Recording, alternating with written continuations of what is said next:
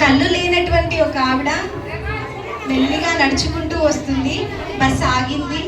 ఒక ఆవిడని తీసుకొని మెల్లిగా తనని కూర్చోబెట్టి తను కూడా నిల్చుందండి. వాళ్ళకి ఎంతో సమయస్ఫూర్తి అసలు ఆలోచించాను మనం కూడా. నెక్స్ట్ ఒక ఆవిడ కాళ్ళు లేనటువంటి ఆవిడ నడుచుకుంటూ వస్తుంటే బస్ ఆగిందండి. కాళ్ళు లేనటువంటి వ్యక్తికి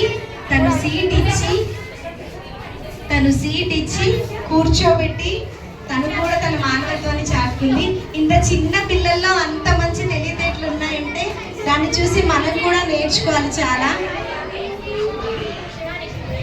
ఒక తల్లి పిల్లల్ని తీసుకొని వస్తుంది, చిన్న పాప తను కూడా ఒక అబ్బాయి లేచి తనకి సీట్ ఇచ్చి కూర్చోబెట్టాడు.